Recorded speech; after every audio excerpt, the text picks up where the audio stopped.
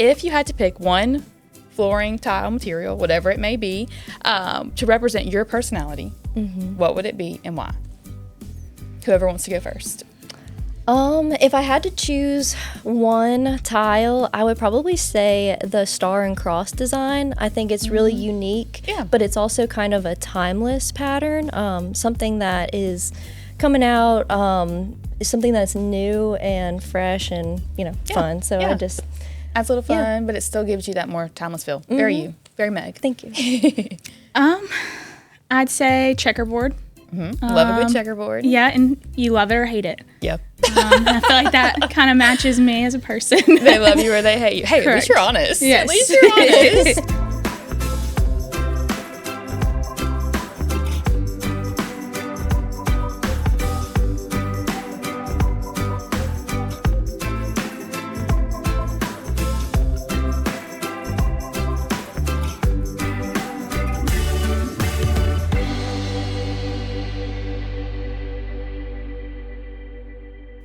Welcome back to At Home with Anderson Design Center, a podcast on all things furniture, interiors, design, construction, whatever you want it to be. Hopefully, we're able to hit all those points for you. Today, we are joined by two of our flooring department designers. Well, they sit in the flooring department, but they do a lot more than that. Meg Bordelon and Mary Riley Breaux. We're super excited to have them here with us today, get some of their knowledge on flooring, tile, and everything in between. So thank you both for joining us. Of course. Happy to be here. We're super excited. I'm going to let them start by introducing themselves. So tell us a little bit about you, what kind of brought you to Anderson's, how you started here, or how you started in design, because I know y'all both kind of have different backgrounds and how y'all ended up here and in the design realm. So Meg, if you want to kind of start us off. Of course. My name is Meg Bordelon. I was born in Jefferson, a city right outside of New Orleans. I lived in Metairie, grew up in Pennsylvania as well, and then I decided to come back down south to University of Loyola, New Orleans. I studied music. Yes, I studied music and art, and I moved here with my husband. My mother-in-law is the one who inspired me to pursue interior design. So that's awesome. I started here. As Carol's assistant, she does all of our vignettes. Buying, Yes, and buying for the store. And then in a few short months, I started helping people choose their rugs, their flooring, and cabinetry and everything. Yeah, that's really cool. I remember we both started within like the same month of each other. Well, I was an intern. And you started, and we were both here, and then I left and went back to school full time. And then, of course, you stayed, and then because we were both digging in fabrics back here all day long. So super sweet. And I love that have fully immersed yourself in our team and what we do, and you bring such a unique personality and perspective, and I know everybody enjoys it. So we're glad you're here. Mary Riley, you're one of our newer additions. Yes, very new. My name's Mary Riley Breaux. My background's mainly in furniture. I did furniture for, 3.5 years. And then I guess coming here, it was just to do a little bit more, focus on kind of big picture items instead of go deeper. Yeah, really going from floor to walls to light fixtures to everything instead of just doing the furniture aspect of it. Mm-hmm. And you just had a baby. And I did just have a baby. Tell us about your sweet baby. She's perfect. Her name is Elena Scott. Sweet. She is about to be 10 months old, and she is full of attitude or personality, whichever one you want to say. And I'm sure if you've been in our showroom multiple times, maybe once or twice, Elena's made an appearance. So she does make frequent appearances because you've seen her perfect here and there. Cute little baby. We'll jump right into it. Just thank y'all for introducing yourselves. Just to get us started here, little, what do we call it? Icebreaker. Yes, thank you. I just drew a blank. A little icebreaker. Funny little question. They're all different. I've asked everybody one. Hillary's was probably the most off the wall, and it was very her, and it fit her personality to a T. So because we're focusing primarily on flooring and tile today, I'm going to ask y'all, weird question. If you had to pick one flooring, tile, material, whatever it may be, to represent your personality, what would it be and why? Whoever wants to go first. If I had to choose one tile, I would probably say the star and cross design. I think it's really unique, but it's also kind of a timeless pattern, something that is coming out, something that's new and fresh and, fun. So I just... Adds a little fun, but it still gives you that more timeless feel. Very you. Very Meg. Thank you. I'd say checkerboard. Love a good checkerboard. Yeah, and you love it or hate it. Yep. I feel like that kind of matches me as a person. They love you or they hate you. Hey, Correct. at least you're honest. Yes. At least you're honest. Well, that's fun.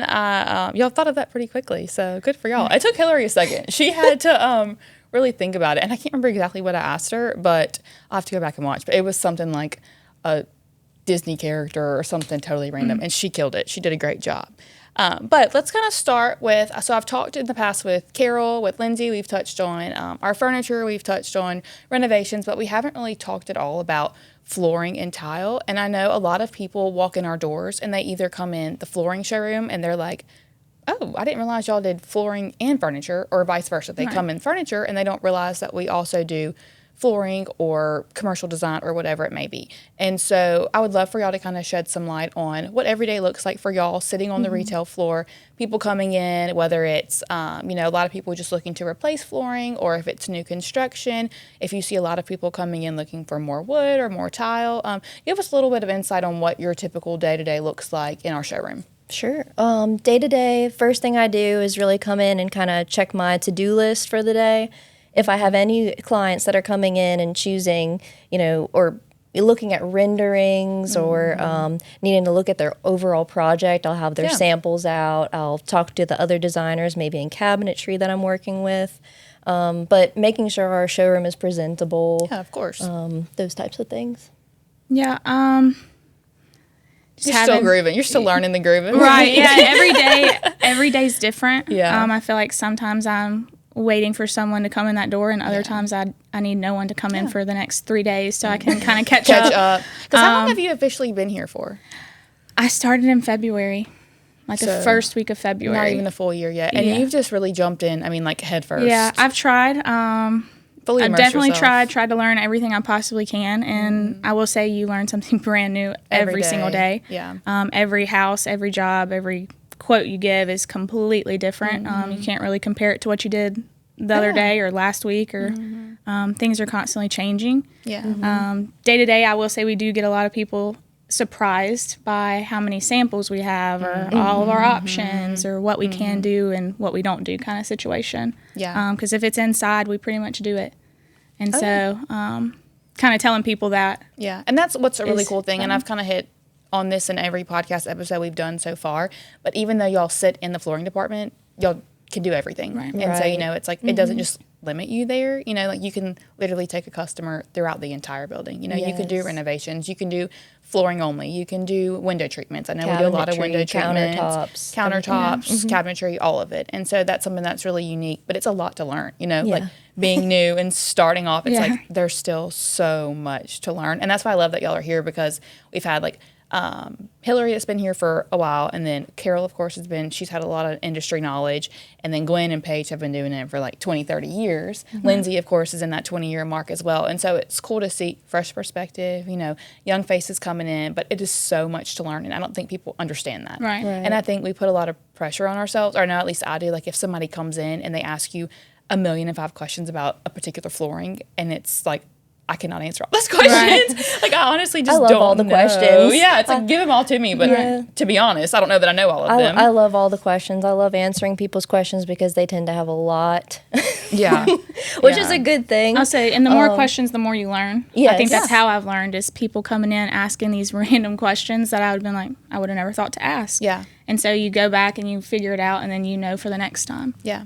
And I think one of my favorite questions that I have gotten so far, and not necessarily just me, but I've heard, because I always try to listen, if I'm walking to the showroom, to listen what customers are asking y'all. That way, whenever I share stuff on our website or social media or whatever it may be, we make an answer questions that people may have or maybe too afraid to ask. Yeah. And I know I've heard a lot of feedback lately on people that are building a home for the first time, or they're renovating and they're trying to decide, do I want to invest in a really good hardwood, or do I want to go with a laminate that looks like a really nice, high quality product? It looks like a hardwood, but in your head, I think a lot of people, they hear the word laminate and they get scared. Yes. And so it's like, oh, like, I don't know about laminate. And people get kind of confused, like, well, there's laminate, there's luxury vinyl plank. And so kind of give me some insight on how you walk customers through that process of, coming in and saying, I don't really know what I want or where to start. Right. I feel like it's a good thing that people have done a lot of research before they enter the showroom, but I would like for people to be also open to our input, because sometimes what you read online isn't what's actually true.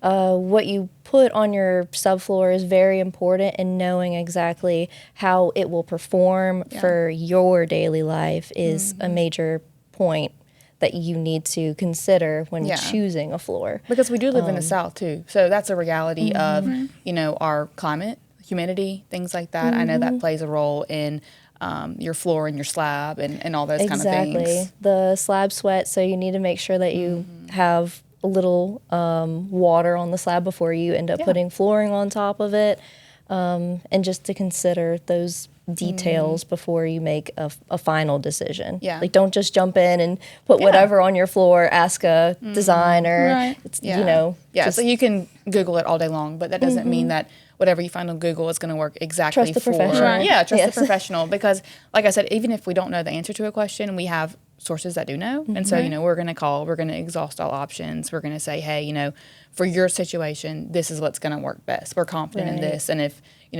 for some reason something goes wrong, that's why we have incredible warranties. Right. Yes, and incredible installers too, that I can pick up the phone and I can call them when I need a question answered. Yeah, for sure. So tell me a little bit more about laminate and the type of laminate that you see now, because I know I've seen a lot more of it installed recently, especially in homes maybe with like kids or pets. Yes. What's kind of your thoughts or pros and cons on a laminate? Thoughts about laminate: it's very durable, very scratch resistant and water resistant. So if those things are very important to you, I say go for it. Otherwise, hardwood is also a great type of flooring to use. It doesn't have the same water resistance as laminate does, or the scratch resistance, but if you take care of it and treat it well, it'll last you almost forever. Yeah, so. And with oil finish hardwoods too, now it's easier to kind of refresh the oil finish, correct? Yeah. It's like we have almost like a Swiffer type situation that you can wipe on there. Exactly. Yeah, and also, me and Meg were talking, and like if we were to build, what would we do? Because I think we have that conversation often, like and I think two different lifestyles. And so Meg is definitely a hardwood. Yes. I'm definitely a laminate. Yeah. I have dogs and a baby and her walkers and stuff like that, and then their dog bowls with the water piling up. I mean, big dogs, it makes sense for me for laminate.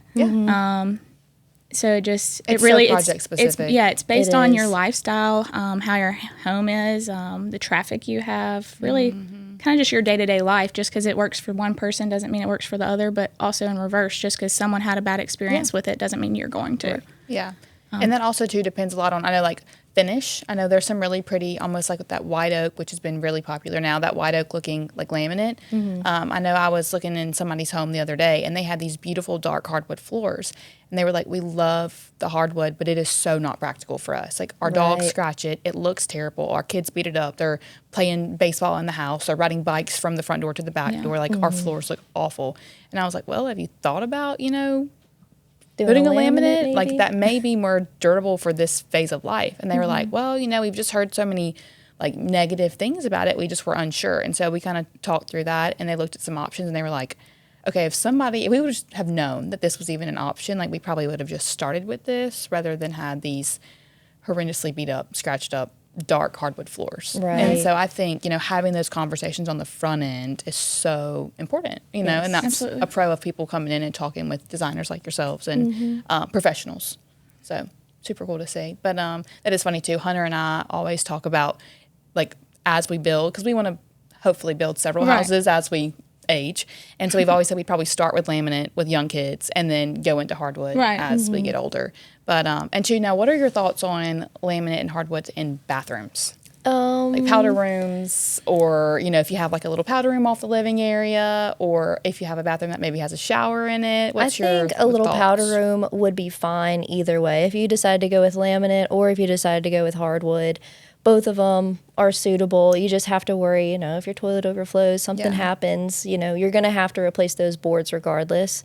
But ceramic tile in the end is going to be the best solution, because it is waterproof. As long as it's bonded well, it's completely fine. You don't have to think about it. Yeah. It's not something you're going to have to tear up. So I definitely think for a laundry room and a bathroom, those are two of the best places to consider using tile. Awesome. Yeah. Before we get into kind of the tile topic of things, as far as hardwood, laminate, those kind of products go, what are y'all seeing that's popular in the industry? What are people coming in? Is it a mix of things? Is it people are going for wider planks? What are y'all seeing more of? Yeah, wider, longer. Yep. Pretty much bigger the better right now. Yes. Very rarely, I guess you do have a few remodels, and they're a little bit older and they want to stick with what they grew up with, and so they want the 3-inch real hardwood. But for the most part, people are coming in wanting the bigger they could get.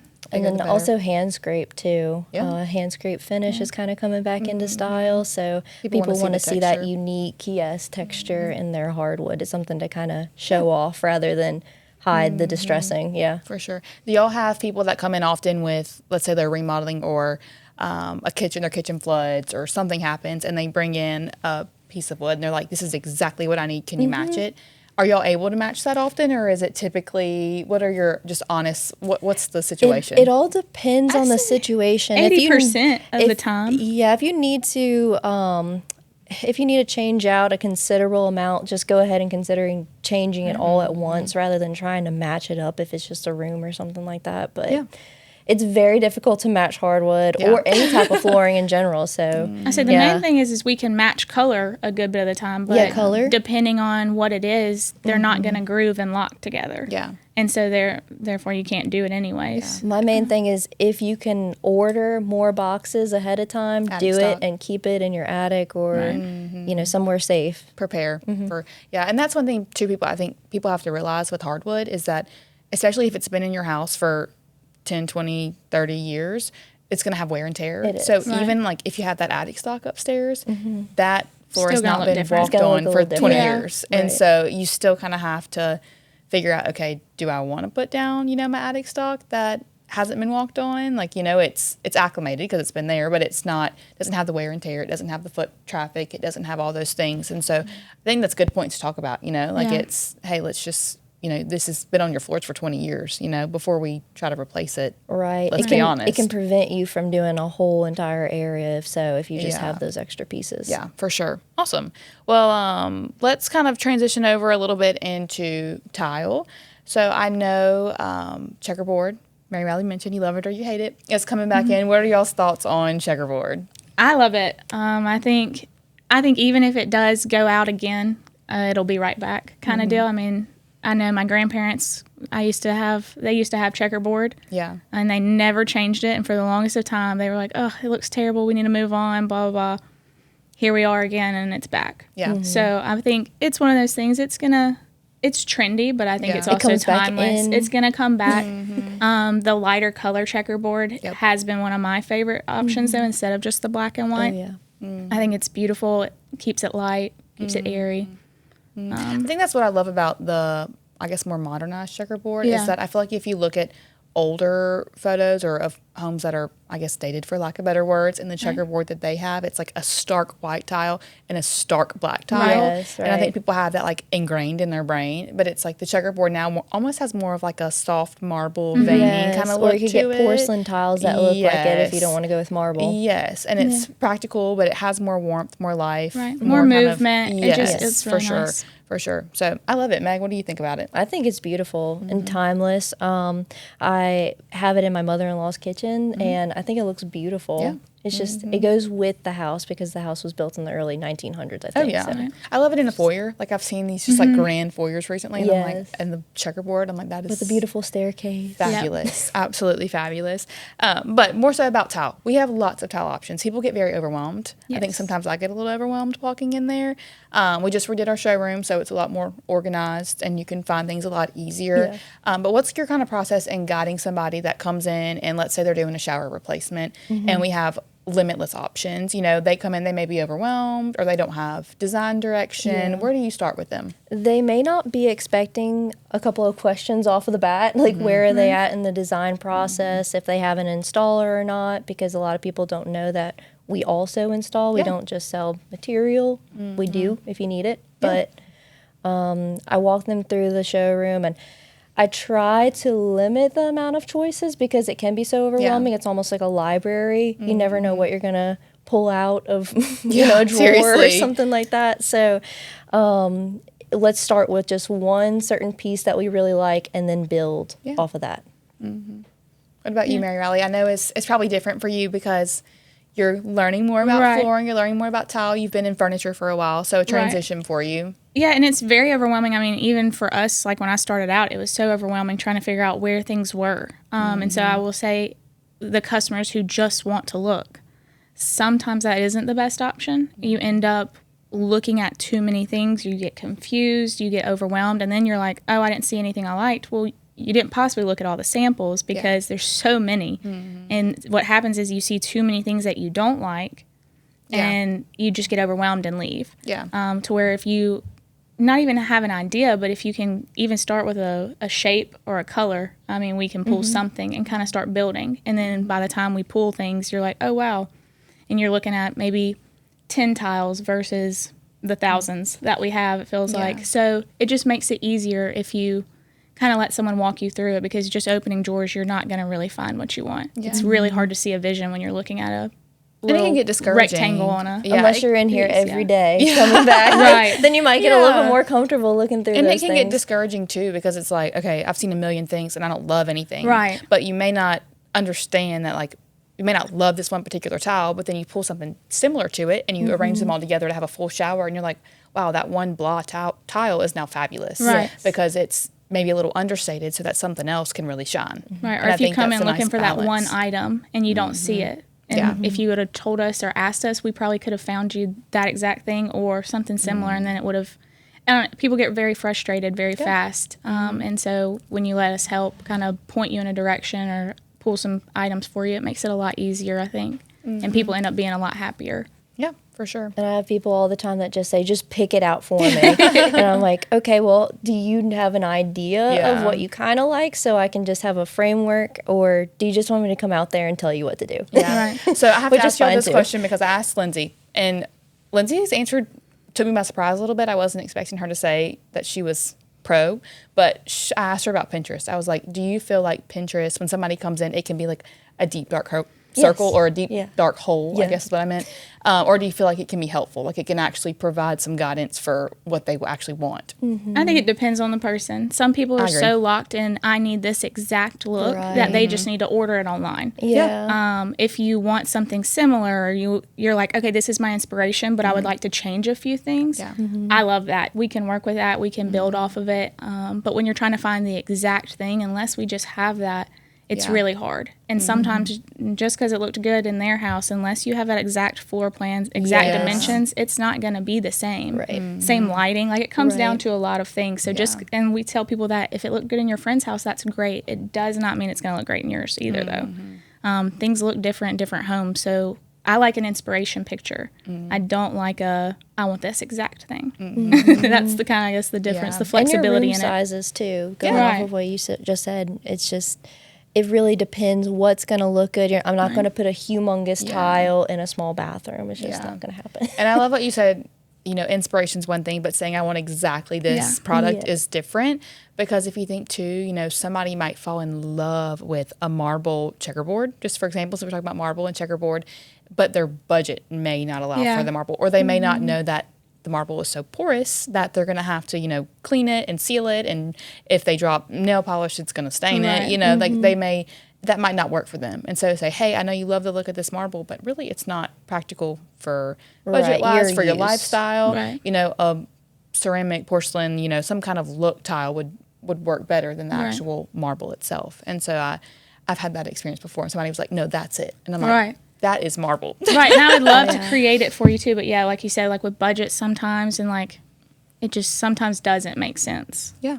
I've definitely told people that have like a smaller bathroom floor or something, it's not that much more. Just go for the nicer marble because you're not, depending on what size it is, you're not going to pay that much more because your space is a little smaller. So go for it. Yeah. Right. I love marble. Personally, I love the look of marble. I think it's beautiful. It is. So now the panels when you walk in our showroom, so if somebody walks in our front door, they see the huge panels. They're not marble. Right. What are y'all's thoughts on large format tiles these days?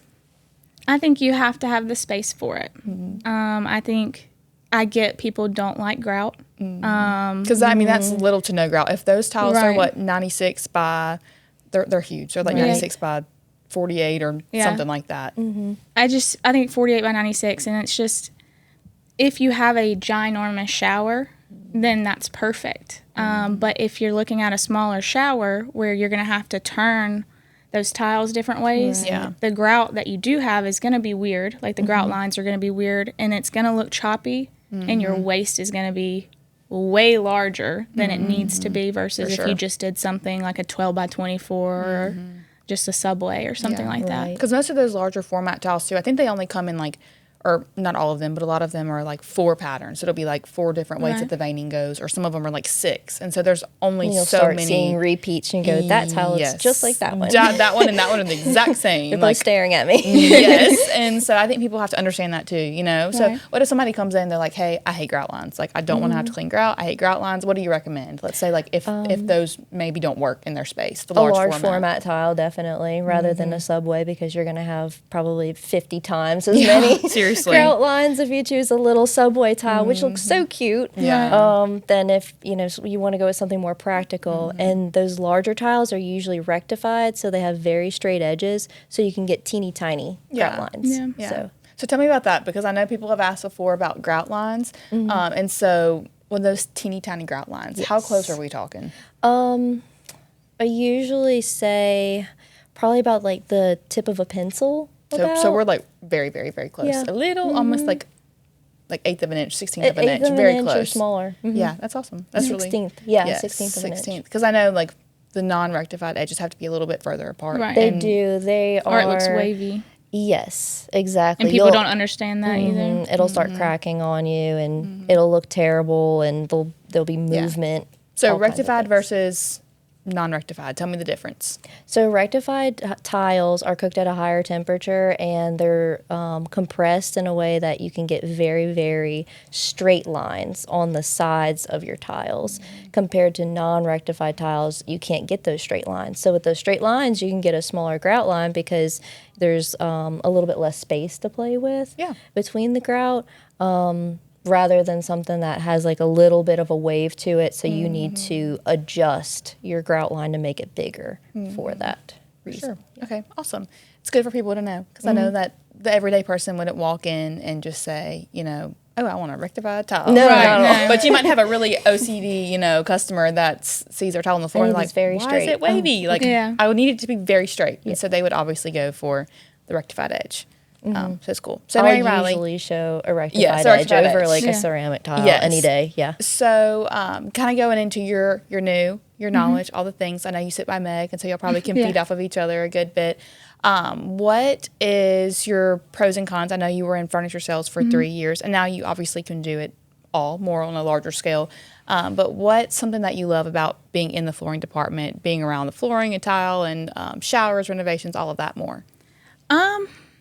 I will say it makes a bigger change. I like seeing that. You can change out your sofa or some chairs and pillows, and that it does a beautiful job. Yeah. But when you tear out your flooring and you put all new in, or you change your hardware and you do different light fixtures, it's just a bigger change. It makes people really happy most times. It's almost a more like rewarding process in a way. It's obviously a time-consuming process comparative to the getting a new sofa delivered. But yeah, you get to change this whole thing. You get to take a vision and really change it, versus kind of editing it in a way, you know. It is nice though when you just really do it all. Yeah. It's more fun. You You get to be more creative. Yeah, you get to know the customer, and each customer is different. You do some crazy different options, and there's some samples in there. I'm like, oh, I'd love to see this installed. Yeah. And sometimes they pick those. Yeah. And it's always fun to see. So what's your favorite, you don't have to tell us names, but what's your favorite project you've done so far in your 8 months? 9 months? I'll say I'm probably still doing it right now, the one I have in Meridian. We are kind of fixing her mother's old house. Oh, cool. Her mother passed away, it's hers. And so we're keeping the character. We're keeping all the things that she handpicked at one point, and like kind of just making it a little bit more her, a little bit more her family, but keeping like the bones and like the character that her mom put in that home. And so it's really nice to see, because she has been super happy about it too. So seeing how happy she has been about, like, she's like, oh, my mom would have loved this and stuff like that. It's really great. Because that can be a hard process too. You know, you're changing things, right, and you're kind of grieving at the same time, and so I know that can be difficult. But that is really cool to see. You know, you're just taking the original character and making it fresh and new and fit that family more and their practicality. So, what about you, Meg? What's your favorite project you've done in your? Have you officially been here 5 years? Yes, 5 years. 5 years. What's your favorite in your 5 years? So it's actually kind of one I'm working on now that comes to mind. I've got this client who's also my friend, and when she came in that day, we immediately connected. I could tell her design style was very close to mine, and the things I liked, she also really liked. She's creating a bathroom for herself. She works an extraordinary amount of hours per week, so she wants something that she can just relax in when she gets home. So she's put a lot of time into designing her bathroom. That's awesome. And we picked out this really pretty marble-looking porcelain tile, rectified. Straight edge. Yes, a really pretty subway for her shower, a marble floor for her shower in an arabesque pattern. And then all of her fixtures are going to be very antique-y and gold. And I'm very excited to see how it turns out. And so I love that you said that her style and your style are kind of similar, because I don't think people understand that's a creative, you know, skill all in itself, that, you know, like I may have a style and you might have a style and Mary Riley might have a style, but you're dealing with customers every day that don't have that same style as you. So you've got to figure out, you know, put yourself in that mindset, be creative, and say, that's not my personal style, but I can still make that look cohesive and beautiful, and the aesthetic is still going to be, you know, beautiful, but exactly what the customer wants. Right, because they're trusting us to lead them in the right, you know, down the right road, because it's permanent. It's not something you can change in just 3 years. Most people can't do that. So it's something you got to live with for 25 years plus. But it's fun for us, because then it's like you're not doing the same exact thing every day. Like you're not pulling the same 5 tiles every day. You're not pulling the same 5, you know, hardwoods every day. You're getting to actually put your hands on different things, and it really kind of puts you outside of your comfort zone. Yeah. So what is your personal style? I know you said marbles, kind of antiques, more gold. What would be your personal style? Personal style is kind of eclectic. I do like a mixture of more like mid-century modern pieces with more of the traditional styles. Is that New Orleans coming out in you? Yes. It's just kind of like a refined but very natural and, you know, a little bit of a casual space. Like I want people to feel comfortable coming over and sitting on my sofa and, you know, using anything.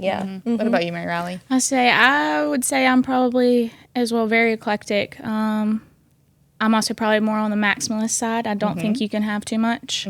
More is more. Right. I mean, more is better every time. Now my husband calls them clutter or knickknacks. I was about to say clutter. But I think they're beautiful. They all have a personality. They're all very random. Yeah.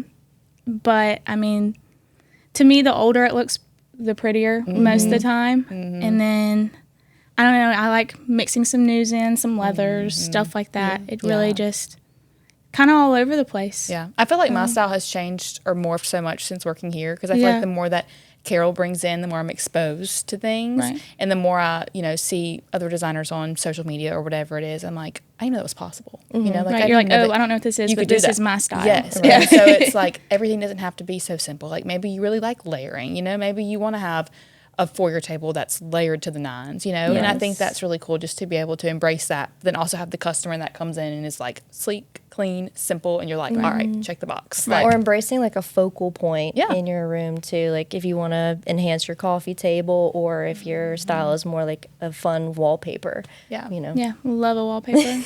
Yeah. So speaking of wallpaper, I know I love wallpaper personally. Can't have enough of it. I think you can't have enough of it. I'd put it in every room if I could. But some people say, they're afraid of wallpaper a little bit because like a resale factor of their house. If they're going to live in this house, it's not their forever home, they're going to resell it. Sometimes wallpaper is a little bit of a fear of theirs. What about flooring? What if somebody comes in and says, hey, this is not my forever home.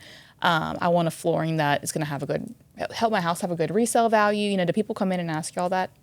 Yes, so we go to flooring shows and we see what's coming because they allow us to see what's being forecasted for the next year. We're able to make informed decisions about what we see going out of style. And so if I do see in the next like 3 or 4 years there's a certain style that's not going to stick around, I just usually let people know on the front end before they make that choice. I try to not be too, outward about it, but do it in a graceful way. Yes. Like, let me let you down in a little bit of a graceful way. So maybe I should show you this instead. Yeah. Maybe just consider this long term. And it's just the reality of, styles coming and going. Like I know gray was really popular and now people are leaning more in the warm tones. And so, if you're building a house today and you want it to resell, you might want to go more of a warmer kind of flooring area. But it's crazy. Things just change. If all of your things in your house say this was 10 years ago, it has a stamp on it. If some say this was 2 years ago, this was 5 years ago, this was 50 years ago, then it's a bit more movable. Yeah. It's more timeless that way. Yeah. Super cool. So what is, of all the things in the showroom that we've talked about, we have a million things, what is a product in the showroom? So floor, tile, whatever it may be, it could be window treatments, whatever you want it to be. What is a product that if somebody walked in, you wish they would notice it more? Like you would either love to see it in a project, or you would love to see it, whether it's a rug that you think is just fabulous, that's been sitting in our showroom for forever, or if it's like a deep blue tile, what is something that you just were like, man, I wish somebody would come in and pull that? Yeah. My thing that people don't realize, and we probably don't talk about it enough, is heated flooring in a bathroom. Makes all the difference. I would love some heated flooring. I recently did a project where we put it through the shower floor and even on the bench of the shower. Oh, wow. And you might not think about it, but if that water isn't constantly hitting you in the shower, you're going to get cold sitting on that bench. So it can be through your phone. You can set it before you even wake up in the morning. That's awesome. So you can do all kinds of things with heated So floors. you actually put the heated bench in the shower? Yeah. I didn't realize you could do that. It's That's wires really cool. that go underneath the tile. Yes, okay. And that goes a little bit into waterproofing. Yes. Yeah. And so tell me, we'll go back to Mary Riley's product, let you think about it a little bit. Tell me a little bit about waterproofing, because I know some people don't think about that, but waterproofing is crucial. Good waterproofing is crucial in a shower, bathroom. Tell me, your thoughts and recommendations on waterproofing. Yeah, I'm not afraid to tell my story on it because I'm renovating my shower as we speak. I didn't realize that. Yes, so my house was built about 21 years ago, and there was little to no waterproofing at all. Basically, there was just a little pool liner that sat up about 6 inches on the sides, and then the tile was just put straight on the studs. Like there was no waterproofing at all. Yeah. So it leaked into my wall, and now I'm redoing it. It's been leaking for 25 years, but it's only been showing signs of leaking for the past year. Yeah. So It's very important because it also comes into the structure of your home. You may have to replace studs if you know that gets water. into a whole nother and then animal. Mold and mildew, all of those Yeah. nasty things nobody likes to talk about. Yeah, it's just better to do it on the front end. Right. You know, It it's better to is. waterproof. And so we use Schluter. Yes. So orange Schluter. And so that's what we use on every project, correct? Is Schluter. Right. And that's what y'all would say 100% you would recommend every That's day. what I would recommend. Other types of applications are like a roll coat, but the thing about a roll coat, you don't know exactly how thick that roll on is going. You can't really calculate if every area is waterproofed, whereas the Schluter system, those panels are built together and then you waterproof over all of the seams, so you know it's 100% 100%. waterproof. Yeah. Right. Which I is tell people there's a needed. reason we have the warranty we do on a shower is because we use that Schluter system. We're not going to come in and patch anyone's shower Yeah. just because we can't guarantee that. And we stand behind Schluter, obviously, and the orange system. So Yeah. when people are like, oh, I'll just get a few pieces from Lowe's or pick it up, and you really have to have someone who is knowledgeable in the waterproofing as well. You can't just buy a few pieces of it Yeah. and think, oh, it's waterproofed. Yeah. Because it's a process. It's a very big process. You can watch a video on it, and it's a lot. It's a lot to install. There are a lot of moving parts, a lot of random pieces and corners Yeah. and stuff like that. And learning that's a lot. Have y'all been to the training? The Schluter Yes, training? You I've have? been. I have not You have yet. not been yet. Yeah. I've heard it's fun. I haven't been, but It is I want to say fun. Lakin went and she was telling me about it. But you actually get to like get down and dirty Yeah, and and, like, do the actually- waterproofing, Yes, you right? basically build half of a shower up, and That's then crazy. you get coated and thin set and all those kinds of But things. it's cool because then you learn, you know, the Right. process, you know how it Yes. works, and you can confidently talk to a customer and say, hey, you know, step 1, step 2, step 3, this is how it's basically going to go. And you can see how good the installers make it look because they've been doing it for so many For so years long. versus my first time, and I'm going like, Ooh, what is this? Yeah. What is trying this? to make it stick. That's so funny. But you need to go. We need to get you. We can go. Yes. I would like to I'd go. love to go. We that's so funny. Lakin and I, people always think we look alike. And the last time she went, somebody was like, "Oh my gosh, Holland!" And she was like, No. "What?" And she was like, "It was some installer." I was like, "I have no idea who it was." But it's. I think it's just something that people don't think about. They think, "Oh, I Right. want a pretty shower." They think, Yeah. They don't think, "Oh, I want a." What's behind it? Right, What's and the- supporting it? Yeah. The price in that, they're always like, Yeah. whoa. And I'm like, Why? well, there's a lot of moving parts. Yeah, well, it's worth it too. It's though, not because just the you tile. think, you know, that's been 25 years of damage that's just accumulated over Yes. time. But it's like, what if you move into a house and you're that, you know, 2 years in and your shower's leaking everywhere, and then you got to replace the whole thing. You Right. know, it's Yeah. like if you're It going to build, happens. do it right. Yeah. Do it right from the start, and it might be a little more expensive, but Right. you know, you can cut costs elsewhere. Do it once. Yeah, do Right. it Only once. Do it once. I know, and then that kind of brings you back to not waterproofing, to heated floors. And so heated floors, you have that wire that runs through that little membrane. Yes. And so I think people just kind of skip over that too. They don't realize that's something that we can actually do. It's a luxury, but is, yes. it's something really nice. It doesn't add too much to the overall cost of your project, so I like to tell people if you want it, go for it. And you can do it from your phone, is what you were saying. Yes. Yeah, which is nice. I would do it from the bed. Right. Yes. Like, it's cold outside. Let me turn You on my can heated set floors. it if you like to get up at 8:30 and you want it set at 8 to start warming up. It will do that. That's crazy. That is crazy. That's really cool. But super cool. So back to Mary Riley. What would be your one product in the showroom? Meg said heated floors. What would be your one thing? I don't know.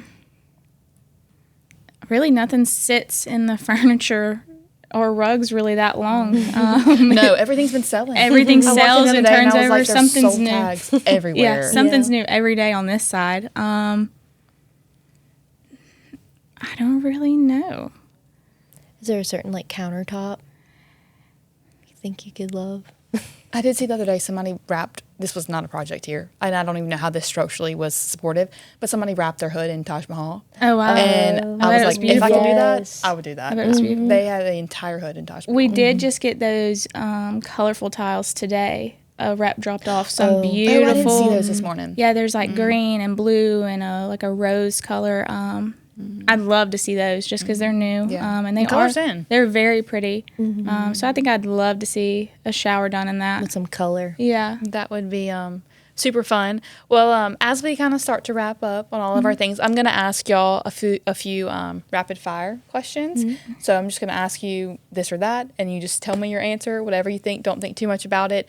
They're very generic, so just kind of your thoughts.